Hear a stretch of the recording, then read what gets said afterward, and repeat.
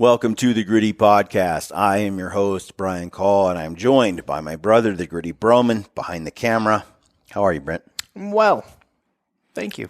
Today, we're going to answer a few questions. We published a podcast, and we got quite a few questions I thought were interesting and would benefit the whole, all the listeners. We've been trying to do a little more of these, just field questions. Some of it will be, just by nature of it, might be a little redundant, but we're going to try to keep it brief and get through a few of these questions. And one of the questions that came in today, one of the first questions that came in was on this podcast I did with Ryan. Ryan was talking about going, covering ground, trying to locate elk. And I want people to understand like how much ground is covered when Ryan or I go off and start hunting elk. It's like we're trying to find one that's talking if it's thick, or find it with our eyes, glass them. And if we don't find elk in this spot, we go to the next one. We don't find elk there, we go to the next one. I'm like, Ryan, how far? And he mentioned going 5, 8, 10 miles in, or more. And a gentleman wrote in and said, but if solo and for some reason you get temps in the 80s and you're 5 to 10 miles back, like Ryan does, I know hanging the meat and everything, but I know that there's hanging the meat and everything, but still, that's a lot of packing out by yourself. How much meat loss? So, and my response was something like, I said, generally, we never have meat loss. Hanging meat in the shade in a cool area with cool nights will keep it for days. When I'm really desperate, I store the meat in a sealed garbage bag under water in a creek bed, bottom of a creek bed, and it'll keep for a week like that. A solo elk is going to take about 3 days, or 3 trips, I should say. 3 trips. We would most likely hike 10 miles out. If it were 10 miles in, we'd hike 10 miles out early in the morning, first light, and then we'd hike 10 miles back in the same day. It'd be a 20-mile round trip in one day. That might be a little much, depending on the terrain. 15 miles is not. 15 miles in one day is pretty doable. I might hike 10 miles out, under load, 5 miles back in, get up in the morning, 5 miles in, grab it, 10 miles out, all in one day. So it's 15 miles per day instead of, 20. But the point is, I think you can do, even if you're 10 miles in, depending on the terrain, of course, you can pack a full bull of elk out in 3 days. So your meat's going to be hanging for about 3 days. Some of the meat will hang 3 days. Some of it will hang 1 day, 2 days, 3 days, because some of it will be in your cooler when you get back to the trailhead or whatnot. If you're 8 miles or 5 miles back, I mean, everything changes dramatically. And if it's all downhill, which a couple of our hunts were downhill like 8 miles, well, then I'd pack out maybe the bull in 2 trips. I might go 130 or 40 pounds instead of, 110 or something. And I might do it in 2 trips, 150 pounds, and just shuffle down the mountain on a trail all the way the full 8, 9 miles, because it's a whole lot different going on level terrain or slightly downhill than it is climbing with those kind of loads. I mentioned in here, last year I solo packed my bull in 3 trips, and it was about 5 miles each way, and I finished in 2 days. And I mentioned how I'm quite surprised how long meat can keep outdoors in the mountains, even when the temperatures are very, very hot. I think the biggest factor in salvaging meat is how quickly the animal is butchered and the meat cooled off after the animal is killed. I would argue that is far more critical to how long your meat can last than the actual days in the field that the meat is there. So when you shoot an animal and it dies, the longer the animal sits there with the hide on, guts intact, bone in, and perhaps in the heat of the day, the sun, that's the race you're in. Trying to get the animal butchered and broken into parts and cooling as quickly as possible. The faster that you do it, the longer your run time is keeping it out of a refrigerator or a freezer. Does that make sense? Most of the spoiling, the process of it breaking down and rotting, happens while it's still on the animal's body, not after you take it off and cool it. It's all accelerated during that window of time, from the time it dies to the time it's taken till the time it cools.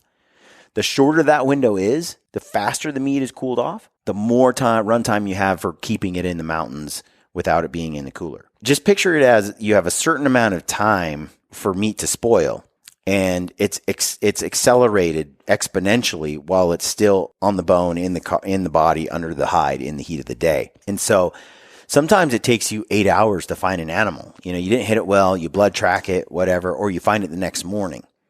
That meat is far, far more fragile than an animal you kill, you watch it die, and you skin it up. The animal's so much more fragile. It could already have spoiled, but it could be on the edge, like you get to it just in time. But you got to get that meat out now, because it just doesn't have much time left in it, because it's kind of gone down really the road of hanging. It's aged a lot in that time that it took you to break it down before you could, dead on the animal before you could break it down. So generally, if it's really hot temps, it's like, all right, you have to make the perfect shot. I'm much more careful about taking a shot that I know will kill that animal within seconds versus within minutes. I'll pass on some shots, maybe a quartering away, even though I know I can make that shot. Especially if it's hot or I'm hunting the desert earlier in the season, if it's thick country, you want that animal to drop as fast as you can. When I was hunting blacktails in Oregon, and it was thick and it was kind of early, I think elk are similar. Man, I really wanted that animal to get hit and die quick, because if it runs for 200 yards or 100 yards, which isn't that far, once it's been double lunged, it can go. Some animals can just keep going. If it doesn't bleed well, which sometimes that happens, it's like a needle in a haystack. 200 yards doesn't sound that bad, but when you think about it, you have to be within 3 or 4 feet of that thing before you'll see it. When you kill an animal in open country and that's all you've grown up with, like Montana or something, and you hit it and it runs 400 yards and falls down, you're like, all right. Yeah. That same animal, you do that to in Oregon, in the coast, it's like, oh man, you may not find it. You flat out may not find it. I feel like you just got to pay attention to the conditions you're in, and that does impact my shot selection. I might wait for a shot that I think is a faster, more lethal, quick shot than one that might take, might allow the animal to run a few hundred yards further before it kills over. Especially with a rifle, with a bow, I'm pretty much taking the shot I get if I know I can make it and it's lethal. But I prefer to have that shot that I know just takes him down in minutes, seconds. Anyway, the goal is to get the animal down as quick as possible and get the meat off of it. What we've done when it's been really hot, like blistering hot, and there's really no shade, a lot of times you have water figured out on your map. We know where water sources are. I bring heavy-duty contractor garbage bags. I am not afraid to put my meat inside a garbage bag, inside its game bag, inside a garbage bag, and stick it in the bottom of a creek, or even halfway submerged in a creek with rocks stacked on top. It's as cold as a refrigerator. It does a great job preserving meat. Usually, though, even when it's really hot, I don't have to worry about that. You get your meat off the animal, you hang it in a tree, in some shade, in a windy spot, let that cool air hit it. All it takes is a good night of cold, because at night it gets pretty cold in September, depending on where you're at. And as that meat cools at night, the sun starts to come up. Maybe you got to move it from the spot you keep it at night to a different spot for the daytime, where maybe it's out of the sun, but also, it's in a spot where it's cooler. And then sometimes if you have to, you might wrap it in a sleeping bag to insulate it from the hot air and the hot outside, because it's cold. It's absorbed a lot of cold air. And then you can wrap a sleeping bag around it or something like that. And then it keeps that cold air inside. It's kind of counterintuitive to some people, but it actually acts as like a cooler and keeps your meat. So you put it in a garbage bag or whatever and put that bag around it, or not. Usually it'll dry, be pretty crusty on the outside. You can put your sleeping bag around that, and then it still breathes, especially if it's a down bag, and yet keeps that cold temp in. So there's a few tricks like that. You and I did some research a while ago. When it's 40, 45 degrees or above, you have a couple of days, 3 or 4 days to get your meat out. The higher the temps, you have 1 day, 2 days to get your meat out. When it's 40 or under 35, you can keep it out like 2 weeks. Like, the numbers get exponential depending on the temperature that your meat is at while it's outdoors. And you can Google that. I don't have off the top of my head, but I just find a way to keep the meat cool. I mean, we might have to trek it, we might have to hump it up a hill or, a mile to a creek bed, but almost always there's some place to put the meat and keep it while we do the pack outs.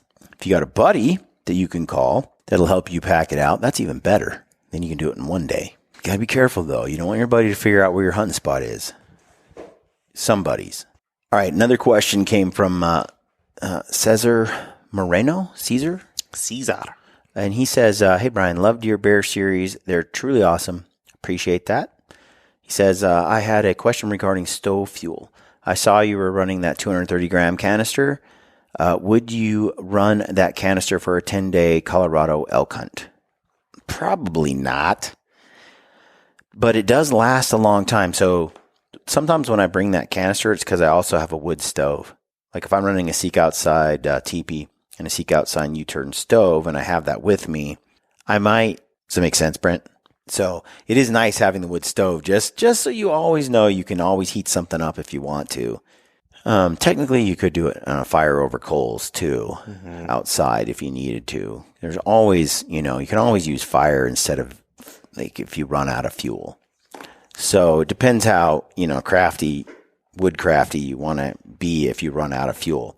But I would say I've used that 230 canister and it's lasted me 10 days. But I'm only heating up water for dinner, maybe a hot drink every now and then. It lasts surprisingly long. Now I'm using a Jetboil Minimo and I use the valve like it's a very fine valve, which allows you to throttle that flame down really to a really small little yellow flame.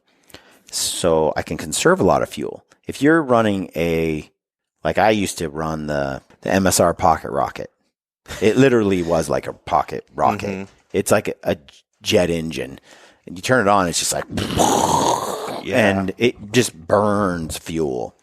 And it's too hot. You can't micro-tune it. You can't simmer your food inside the pot with it. It's like either on or off. It's there to boil water or turn off. With the Minimo, I can really fine-tune that and I can serve a lot more fuel. So if you do have a stove that you can conserve fuel on and you're only using it to boil water for food, maybe some coffee in the morning, maybe some breakfast. I mean, I've stretched that 230-gram canister a long time. But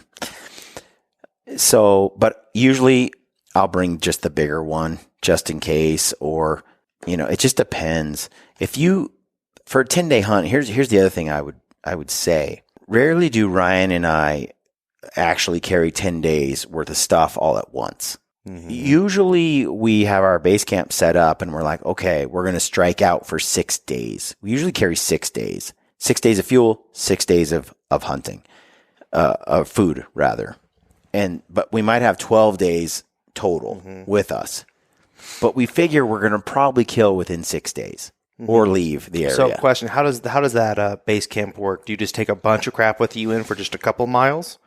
It depends on the area. Like, how are we accessing it? Are we doing it by truck? Are we doing it on an e-bike? Are we doing it in a boat and raft? Right? If we're able to use some kind of mechanical propulsion and not our own legs, then we'll bring more stuff. We'll bring more crap. Okay. Let's say there's a situation you're just mostly on foot. On foot. Then we're going to bring 12 days of food to a location where we can ditch half of it. Okay. And that's because we pretty much have learned from experience that we usually kill within a 6-day window. One of us kills most of the time. And what you don't want to do is kill and have to pack it back and also another 6 days worth of food at the same time. Yeah. And all this fuel that you didn't use.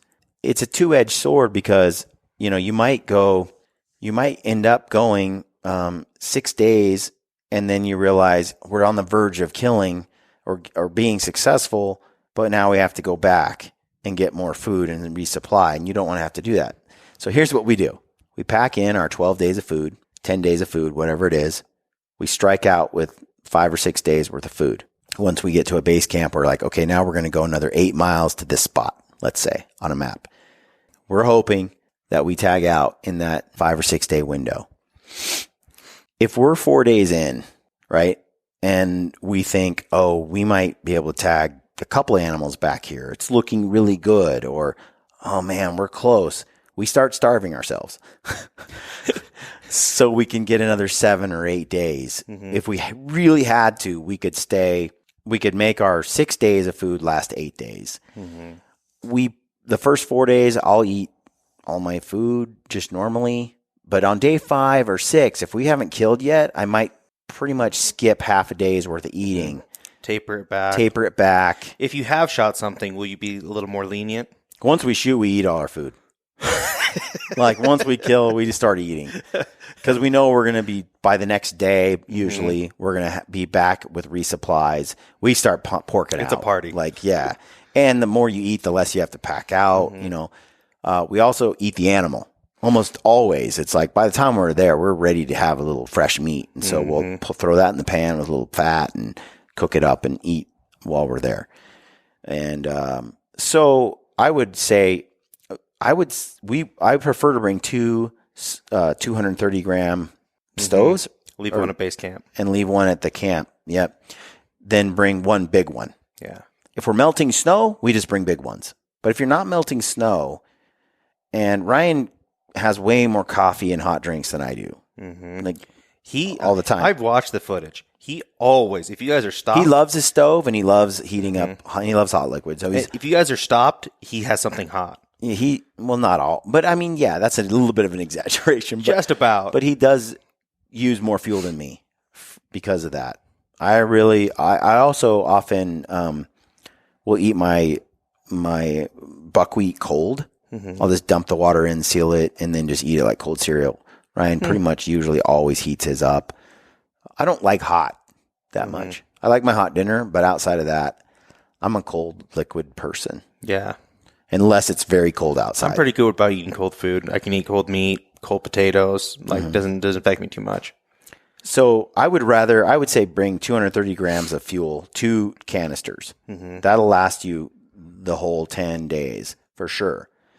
And then what you can do is, you're carrying the smaller one around as you spike out. And you can ditch a lot of your food like by a river or whatever you do. We're always hanging food and extra supplies, maybe waders or just things, right? That we're not going to use on this leg of the trip. So having your gear be able to be divided up to stuff you can leave for a few days. You guys hang up your rafts and stuff all the time. Coats. Maybe it's not going to rain. We look at the forecast. It's like, well, there's no gaiters needed or rain jackets for the next 3 days. We're not going to be crossing the river. And I do have a ground cloth that's Cuban fiber. So I think to myself, well, if it did rain, I could climb under that because you never know in the mountains if it's going to rain or not rain. So, but I'll ditch rain gear. I'll ditch different things based on the forecast, but I'll still always have that little waterproof thing if I had to get under something for a little bit. So we're always managing weight, thinking ahead with that stuff. Yeah. And so I think for Colorado in September, for elk, definitely, as you get later in the season, if you're melting snow, you're going to need more. But 230 gram canisters would be good. Like I said, I've got by on one, and you can always use fire. Or if your buddy brings a full canister, he ain't going to use the whole thing. Yep. So you can bum some fuel off of your buddy. Ryan and I will sometimes, he'll bring a full canister, and I'll carry more tent stakes, or you can kind of divvy that up a little bit, share the stove, whatever. We don't share stoves because we're both, when we're hungry, we want to eat. And when I want to cook, I want to cook. He wants to do his. And when that's not true though. There was a couple of hunts where we were really remote and we're like, okay, we're hiking so far in that we shared for the first time. A lot of things we shared. One steri pin we brought, one stove we brought. We got rid of any redundant like gear because we were focused on weight. But generally we don't. Generally, our system's so light anyway, we're fine. Yeah. So one caveat I might add to that, we talked about Kip Fowler earlier. One thing I learned from Kip is if you know where you're going, a lot of guys do preseason scouting. Kip's all about that preseason scouting. Yeah. Take stuff in ahead of time and leave it there. Yeah. You don't have to do it on day one. Yeah, definitely that, especially water in some places. Yeah. You might have a spot you want to camp. Mm-hmm. Get There's after no water elk. around, though. There's water, but you got to drop 3,000 feet to go get it. You know, so it's like I'm just going to pack in like 5 gallons or something and leave it right here. So things like that can make a huge difference. Another question that came in. This is Chris Barant. Do you know Chris? Chris Barant. He's a stud. He's a professional snowmobiler, like flips, like X Games stuff. I didn't know that was a thing. It's a thing, dude. Huh. It's called a machine. I think that's what they call it, like a machine. I don't know why. I'm not in that scene, but Chris is a stud, and he's just a fun dude, but he's getting ready to hunt, and he asked me this question. He said, "Hey, dude, it's almost time. Got a quick question for you. We chatted briefly on what you like in the crispy line for boots. What were your go-tos again? Thanks, and good luck this season." We shot tack together a few times, and he's a cool guy. My recommendation is the Crispy Nevada, uninsulated. And then if it's going to be for October and on, insulated. Or you don't have sweaty feet. And if you are going to hunt, if you want a one boot fits all or kind of handles it all, go ahead and just get the insulated and deal with the boots being a little hot in early September. And I'd rather deal with my feet being a little too hot than cold. Yeah. Oh, I pump out body heat. You got to experiment a little bit, but that would be my recommendation. I've been running all the boots for a long time. I feel like that Nevada is just a great all-around boot. I asked Kendall a while ago, you run all the boots. You've run them for years, just like me. What's that boot? What's your go-to boot? And he said the same. He goes, uninsulated Nevada. I keep going back to that. So that's a favorite. I got to admit, the Brickstall feels pretty nice. I've been running that on all these hikes every week, trying to figure out, do I want the Brickstall or do I want the Nevada? And I just lean toward the Nevada. It's not as stiff, and I like a boot that's not as stiff. It's better for me. But if you're a stiff boot guy, and most guys are, they do like that rigid boot, the mountaineering kind of boot. There's that whole camp in that department. I gotta have Brickstall's nice. I need flexibility. Like, honestly, everybody's different though. Some guys, like most of the guys here, it's 50-50. Half are Brickstall, half are Nevadas. I want that flexibility. If I could get away with just wearing a moccasin with a little bit of support somehow, that's what I would like. I like the Laponia. That's Ryan's favorite boot. The slipper? The slipper. I love that boot, and it provides quite a bit of support. I like how low your foot is to the ground without a big, thick sole, but it doesn't have the ankle bone support system in there, and I just have too weak ankles. Too many years of rolling them, landing on people's feet in basketball games and breaking bones and tearing ligaments. So my ankles are just jello. So, but for other guys, that's a great boot. I got to admit, like, I could go over that, but that's a different podcast, which I covered already earlier last month. So go back and look for that if you want to get into more of that. This guy, Mark, 4 days ago, has got a question about plastic. He's not concerned really about insulation or hot and cold. He's talking about the microlight bottle. Is it safe? He's wanting to know why you kind of are not using plastic. Is it safety from potential harmful plastic part of the equation for using stainless steel, or a general dislike for plastic?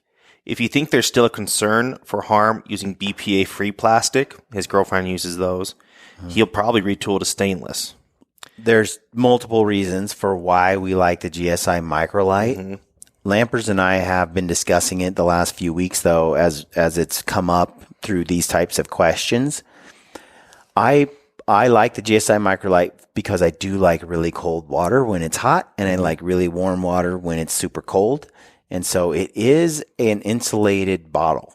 So you get to have a refreshing drink, and it's, man, when it's 95 degrees outside and you have been hauling ice a fatty pack for miles. Yeah, and you have ice cold Ignite and Liquid IV in there. You feel like a like king. pink lemonade, citrus bliss. It is so nice. It's like you got ice cubes in it, and you filled it up maybe 6 hours earlier or something. So there's that. It's enjoyable. Now, it comes at a weight penalty. It's 6 ounces heavier than, let's say, a standard Nalgene, right? Which doesn't seem like a lot, but ounces add up. Now, there is the health issue, which all plastics... I think that's his real concern. All plastics do leak toxins. Even if they're BPA free? Yes. And they do cause problems, like there's estrogens in it. There's things that suppress testosterone production and other things. Now, plastic that's heated up is far more of a concern than plastic that's room temperature or cold. It's just like a human being. We sweat when we get hot. Plastic sweats when it gets hot. Yeah, so you're not putting any warm liquids in. You shouldn't be putting anything warm at all in your plastic. It's not good. Just like heating things up in the microwave, don't do it in plastic. Put it in a glass bowl or something, ceramics. So there is, but if you're backpacking and you're hunting, you're not living out of that plastic container 365 days a year. It's probably not that big a deal. But Ryan and I are literally in the mountains from mid-August to December. That's 4 or 5 months of drinking out of a plastic container all the time, even if it's BPA free. And I'm not a doctor, but Hillary Lampers is. And and Hillary doesn't like her husband drinking out of that plastic, BPA free or not. It has its problems. So depends on how strict you want to be with yourself. For me, we've talked about it. Ryan uses a Hydra Pack collapsible water bottle. It's just like it's just a little plastic bottle. It's a collapsible plastic Nalgene type bottle. It's shaped like a Nalgene, and it has a lid like that, but it's super light. It's even lighter than a Nalgene, and it collapses. And it's made by the same company that makes our water bladders that we use, the Hydra Pack. And it's a handy little like Nalgene top lid. You fill that thing, you can steri pin it, the whole thing. It works very similar, but you don't really put hot or your water gets warm right away. Yeah, if it's hot outside, and it doesn't stay cold, and and you can't be putting hot liquid in it. But it saves you 6 ounces. So it depends what you're doing. Now, I just shaved 6 ounces off my rifle scope going from a VX6 to a VX3. I have a little bit of a performance gain or loss with it because I can't change the turret. I can't do as much long range. But for my needs, it's just right. I'm making some compromises right for the power I selected and what I'm doing. But it shaved 6 ounces off the overall weight. Let's say I take a Hydra Pack in instead of my MSI Microlight, I shave another 6 ounces.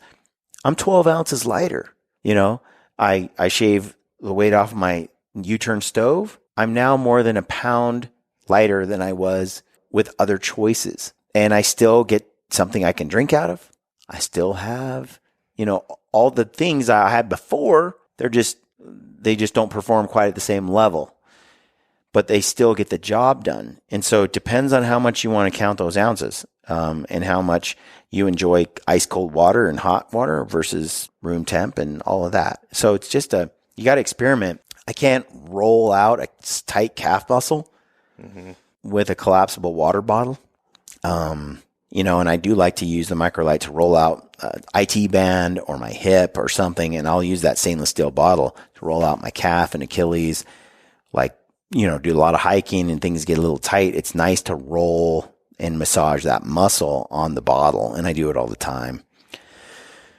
What else could I use if I didn't bring that? Your rifle barrel? No. That's I don't want to play that game. You don't really have a lot. So you just got to do what works for you. But that's my overall knowledge on that. Gagand Hillen, thanks again for breaking it down. This is a question from the podcast 532, staying fit at 45. No protein shakes? What am I, 45, going on 46 here in a month. I have been consuming less whey protein than I used to. I still typically have whey whey protein after a workout 3 or 4 days a week. But in general, whey protein can give me some gas. It's a digestion issue. When I was younger, not as much as I'm getting older. I'm also finding that I don't think I talked to Hill about this a little bit, but I don't think my gut, the acid in your stomach and your gut and everything is as strong as you get older as it is when you're younger. Mm-hmm. So when you're younger, you can smash a giant steak and the acid in all of your systems just dissolve it and goes to town. I find myself as I'm getting older eating foods that are super digestible. This last year, tomatoes starting to hurt me. I start getting acid reflux. Mm-hmm. I can eat tomatoes for breakfast, but if I eat it any time after like 5 o'clock or around dinner, I'll wake up in the middle of the night and with some acid reflux problems. Yeah, nightshades bother a lot of people. But it hasn't always. I'm a huge salsa. Yeah. I eat salsa and tomatoes every day. Yeah, I think in those cases, they probably always bothered you. Mm-hmm. They probably always bothered you in a low-lying way that you never noticed. Got old. But now, as you're older, a lot of people, if they had experimented with really how they feel not eating tomatoes versus eating tomatoes, they might have found out 20 years ago they don't sit well with me. They're suboptimal for you to consume versus someone else who's completely unaffected by it. But man, do I love them. For me, tomatoes do the same thing. Citrus in general, anything acidic bothers me. So I just keep it to a minimum. I still eat tomatoes. I can still eat tomatoes, but a lot of citrus fruits give me cold sores. Like a lot of citrus in one sitting. My advice is your body's different than everyone else's. And Hillary did a great podcast on this years ago on her channel, which put me down this rabbit hole of studying gut bacteria and health on my own. I did a podcast with her probably 6 or 7 months after that journey, or maybe it was 4, but her and I sat down and we have a podcast called, I think it's Sex, Testosterone, and Gut Health is the title. And it's an excellent podcast, really good. One of our highest downloaded episodes we've ever done. It's a bomb title. And it matters. Like all the things that we covered in there are detailed, but a lot of it is tied to gut bacteria and gut health. Yep. And one of the things that I think, critical is eating as much leafy green, dark green plant matter that you can, broccoli, kale, lettuces, like different greens are really good for you. Multicolored vegetables are good for you, and you kind of experiment and figure out what works with you. But I tend to eat whole foods, a lot of whole foods, and stick with veggies, fruits, apples, berries are really good on me. Less citrus, but our mother lives on citrus. No effect. She thrives on it. Your gut bacteria, you're born with it. You get a lot of that from your parent. Yeah. Whatever your mother passes on to you. Yeah, I had chemotherapy. I've got no gut bacteria. It's dead. Yeah. It's gone. Then we go through life where we take different antibiotics and things which can wreak havoc on it. We eat foods that also can cause problems. You're saying that decades of drinking Monster Energies are hurting me? Yeah, if you're born vaginally versus through C-section, that has a major impact on your gut bacteria. That blew my mind when you told me that. But it makes sense. There's so many factors. And then what your mom ate, if she was breastfeeding you, and then what you got through her, like all these things impact your gut bacteria. And so there is no one size fits all. You're a unique individual. Some people can go almost entirely paleo or straight up fat and meat, go into keto and ketosis, and they thrive on that. Some people need lots of carbs and they thrive on a high carb diet, less fat. Protein sources. Protein is one of the hardest things to digest for the body to digest. So picking protein sources that you thrive on. I thrive on cottage cheese. Cottage cheese and me, we are any dairy. Yeah. I thrive on. I don't know why. There are people who have so much problems with dairy. I can eat so much dairy, especially high protein dairy, and I handle it well. Whey protein though maybe it's the processing, however they come up with it, but I've used whey protein for years. I've just backed off of it a little bit as I've gotten a little older, but I definitely would stick with it in my 20s, 30s, even early 40s. Now I'm like I said, 3-4 days a week, especially after a workout. I want that protein right away. I want the BCAAs that are in it, branched chain amino acids, right? I want some of these peptides and things that come with that. I want that. So I will, have a protein shake, but it does cause me some gas and bloating. So does creatine. Creatine does that to me pretty severely. When I take creatine, dude, I bulk up. I get jacked. My muscle fatigue I have a much higher threshold for muscle fatigue. My muscles absorb water better. Like I get a little thicker. I gain muscle, but I perform way better. But the side effect is I start, having to crap out diamonds. Like the turds are just hard as a rock. It's like more I'm on creatine, the harder and harder it is to go to the bathroom. So, and you get a little dehydrated. Your mouth gets a little dehydrated. Things like, because that creatine soaks up, you have to drink so much water. So everything kind of comes with a cost, right? So moderation, I suppose, but also an elimination diet and then adding things in that you thrive on. The other thing is, hey, if you smash a workout, like I've been hiking these hills super fast with a heavy pack. It's like 5 miles round trip. It's like 2.5 up, 2.5 down, but it's really steep and it's pretty decent elevation, so you're breathing thin air. But I'll come back from that and I'll do it at the hottest time of day. I'm just sweating.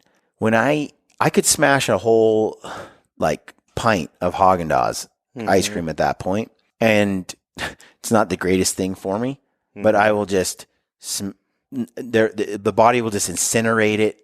It's like I didn't eat it. When I do an intense CrossFit workout, I will follow up a lot of these heavy workouts with foods that I normally don't eat because they might bother me. And one time I heard it out hiking or hunting for 2 weeks and you come back and you just eat garbage food. Yeah, it ain't gonna hurt you. Well, I read or I listened to some health experts talk about this on some different podcasts, and they talk about it like the window of gains. And you have different people have different theories, and some people say it doesn't matter the timing of when you eat after you work out, and some people who say it does. I'm here to tell you, with me, it absolutely does. Same.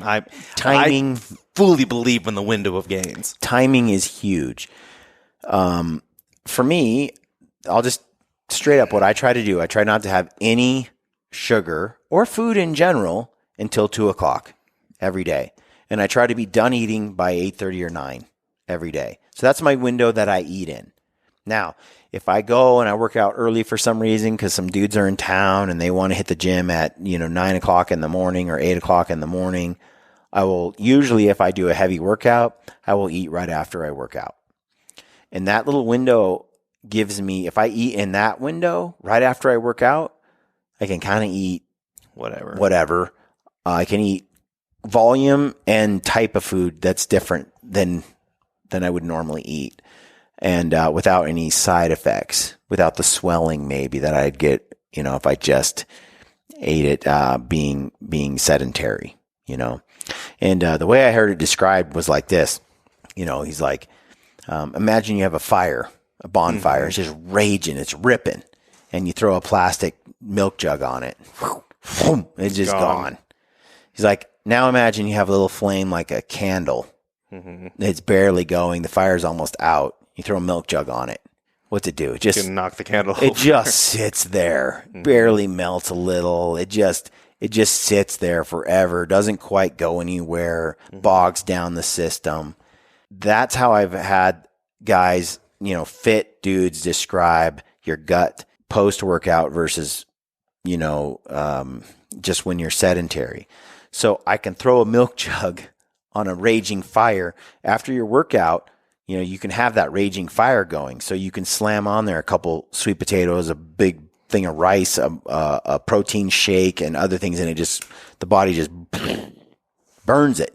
It doesn't sit there like that milk jug just crushing you. So I think that timing absolutely matters. And I used to know more about it and why it works that way, because there are some physiological things that are happening, and there's some allocation that the body is, it's like, okay, the body needs it. It finds it uses it.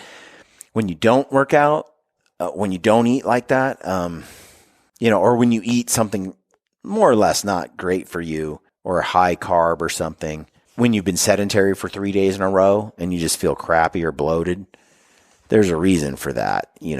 Body doesn't seem to handle it very well. So anyway, that's kind of it in a nutshell. The protein thing went way off topic and long on that, but anyway, that's it for today. Thanks for tuning in, folks. Don't forget to use the code GRITTY at Mountain Ops and at Sissy Sticks. Use the code GRITTY GOAT for goat knives. Look at the description field of our videos, and you can always find our codes there. Every time you purchase from some of those folks in there, those businesses, it helps us out and keeps the show rolling. So we appreciate that very much. Thanks for tuning in. Stay gritty.